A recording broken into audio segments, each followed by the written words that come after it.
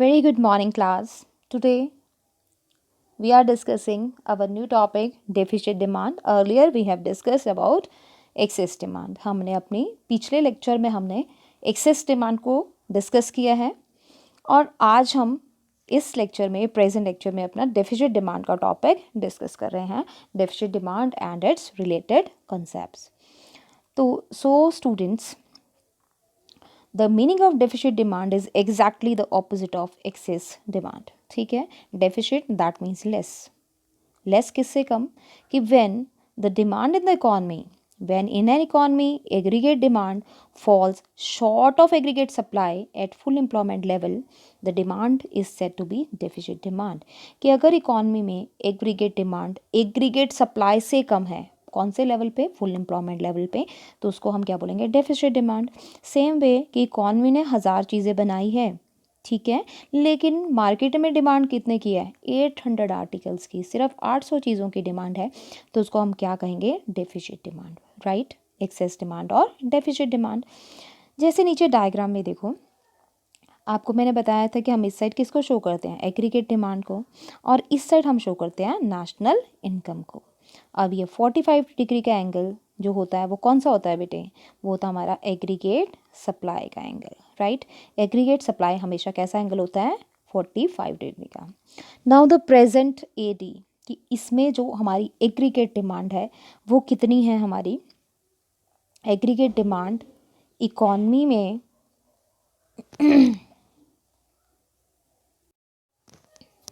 so the demand in the economy, the aggregate demand in the economy is AD. ठीक है, ये AD हमारी economy में demand है. इसका मतलब ये हुआ कि ये सप्लाई को Y1 पॉइंट पे इंटरसेक्ट कर रही है, तो हमारी नेशनल इनकम कितनी है, Y1. राइट, लेकिन जो हमने चीज़ें बनाई है, हमने वाई स्टार चीज़ें बना रखी है, यानी हमारी एग्रीगेट सप्लाई वाई स्टार है. तो वाई स्टार हमारी चीज़ें कब बिकेगी, जब इकॉनमी में डिमांड कितनी हो, 81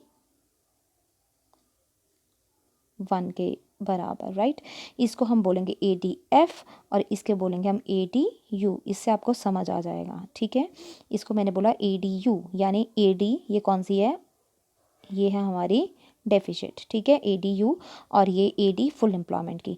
ये हमारी इकॉनमी फुल एम्प्लॉयमेंट लेवल वो एम्प्लॉयमेंट लेवल होता है जिस पे जितनी चीज़ें बनी हैं इकॉनमी में वो सारी की सारी सेल आउट हो जाए, तो उसको बोलेंगे ADF, that means full employment levels AD. So full employment level की AD ये है हमारी. ठीक है, ऊपर वाली, और नीचे वाली AD क्या है, अंडर एम्प्लॉयमेंट की, इसलिए मैंने ADU वर्ड यूज़ किया है.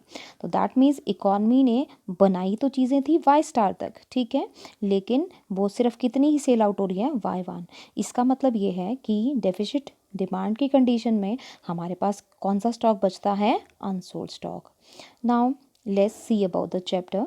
Deflationary gap is the gap showing demand, कि इनके बीच जितना आपका फुल एम्प्लॉयमेंट लेवल का AD है और जितना अंडर एम्प्लॉयमेंट का AD है, उनके बीच के गैप को क्या बोलते हैं, deflationary gap. Deficit of current aggregate demand over aggregate supply at the level of full employment is called deflationary gap. कि फुल एम्प्लॉयमेंट लेवल की AD और अंडर एम्प्लॉयमेंट लेवल की AD, इन दोनों के बीच के गैप को हम क्या बोलेंगे, deflationary gap. So it leads to deflation, continuous fall in prices. और इसकी वजह से क्या हो जाएगा इकॉनमी में, डिफ्लेशन किसको बोलते हैं, कॉन्टिन्यूस फॉल इन प्राइसेस को, कि लगातार प्राइसेस का कम होना जारी रहेगा. Let's suppose an imaginary economy. अब हम एक इमेजिनरी इकॉनमी को पढ़ रहे हैं जिसमें कि 10,000 क्विंटल्स ऑफ राइस प्रोड्यूस हुए हैं. Right, if aggregate demand of राइसेस, अगर एग्रीगेट डिमांड राइस की कितनी है, 8,000 क्विंटल्स. अब कहता है कि हमें प्रोड्यूस कितने करें हमने, 10,000, लेकिन मार्केट में डिमांड कितनी है, 8,000 की. तो डिमांड हमारी क्या है, डेफिसिट है ना, कितना गैप रह जाएगा, बिना बिना बिका कितना राइस रह जाएगा, 200 क्विंटल्स. तो 200 क्विंटल्स को क्या बोलेंगे हम, डिफ्लेशनरी गैप. राइट, अब इकॉनमी में इक्विलिब्रियम तो हुआ, AS और AD इक्वल हुए, लेकिन ऐसे पॉइंट पे which is less than full employment levels equilibrium. So Keynesian called it under employment equilibrium. इसी को केंजियन के ने क्या नाम दिया, अंडर एम्प्लॉयमेंट इक्विलिब्रियम का. ठीक है, ये टॉपिक क्लियर हो गया. डेफिसिट डिमांड क्या होती है कि जब इकॉनमी ने जितनी चीज़ें प्रोड्यूस की हैं, अगर मार्केट में उनकी डिमांड नहीं है तो उसको हम क्या बोलते हैं, डेफिसिट डिमांड. और फुल एम्प्लॉयमेंट लेवल की एडी और अंडर एम्प्लॉयमेंट लेवल की एडी के बीच इतना गैप है, जैसे बताया 10,000 क्विंटल राइस प्रोड्यूस करे थे, 8,000 की डिमांड है मार्केट में, 2,000 बिना बिके रह गए, तो उसको क्या बोलेंगे, डिफ्लेशनरी गैप, राइट। अब हम नेक्स्ट पे आ जाएंगे, रीज़न और कॉजेज ऑफ डिफिशिट डिमांड। अब हम पढ़ रहे हैं कि क्या रीज़न है, क्यों ऐसा हुआ कि डिमांड कम होगी मार्केट में। So decrease in household consumption demand due to fall in propensity to consume, कि अगर इकॉनमी में हाउस होल्ड लोग डिमांड को कम कर लेते हैं, क्यों, क्योंकि प्रोपेंसिटी टू कंज्यूम कम हो गई है, अब वो उनकी खर्च करने की आदत कम हो गई है। जैसे आजकल देखो बच्चों कि आजकल आपको पता है लॉकडाउन चल रहा है, तो क्लोथ्स की, शूज़ की डिमांड क्या हो गई है, कम हो गई है। So it is deficit demand. So decrease in private investment demand too because of fall in credit facilities, कि लाइक अगर कहीं से भी क्रेडिट अवेलेबल नहीं होता है तो आप इन्वेस्टमेंट भी कम करोगे, लाइक गाड़ियाँ कम खरीदोगे, घर कम बनाओगे, मकान प्रॉपर्टी में कम पैसा लगाओगे, अगर आपको कहीं से क्रेडिट फैसिलिटी अवेलेबल नहीं होती है।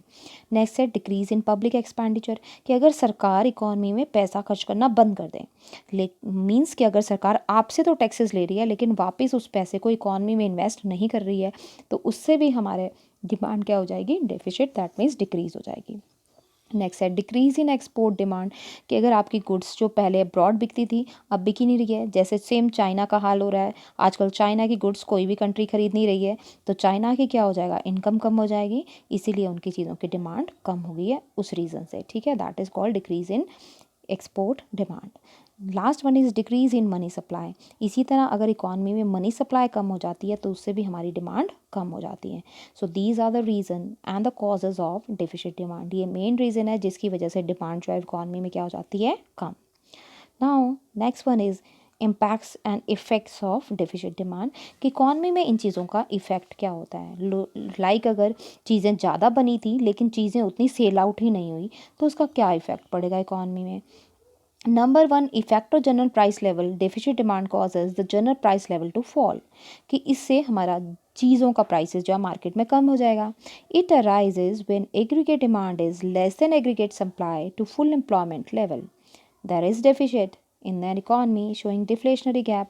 और इधर जो गैप है उसको कौन सा गैप बोलते हैं, डिफ्लेशनरी गैप, कि फुल एम्प्लॉयमेंट लेवल के लिए जितनी डिमांड होनी चाहिए थी और जो प्रेजेंट डिमांड है उन दोनों के बीच के गैप को हम क्या बोलते हैं, डिफ्लेशनरी गैप। सो डिफ्लेशनरी गैप होने से हमारे प्राइसेस कम होने लगते हैं। Next, effect on unemployment.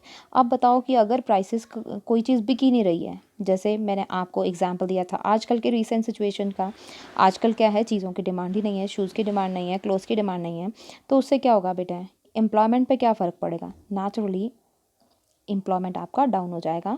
Due to deficit demand investment level is reduce, investment कम हो गया, which causes involuntary unemployment in the economy due to fall in planned output. अब जो प्रोड्यूसर है वो आउटपुट भी कम करेंगे, जब बिक ही नहीं रही है चीज़ तो प्रोड्यूसर उसको मैन्युफैक्चर भी नहीं करेंगे, और अगर प्रोड्यूसर चीज़ों को नहीं बना रहे हैं तो उन्हें अपनी लेबर को भी काम से हटाना पड़ेगा, ठीक है, और जब लेबर हट जाएगी तो एम्प्लॉयमेंट लेवल इकॉनमी में कम हो जाएगा। Now the next one is next, effect on output, low level of investment and employment implies low level of output। अब आउटपुट पे क्या इफेक्ट पड़ेगा कि जब इन्वेस्टमेंट ही नहीं हो रही है, ना एम्प्लॉयमेंट बढ़ रही है इकॉनमी में, तो आउटपुट भी कम ही प्रोड्यूस होगा।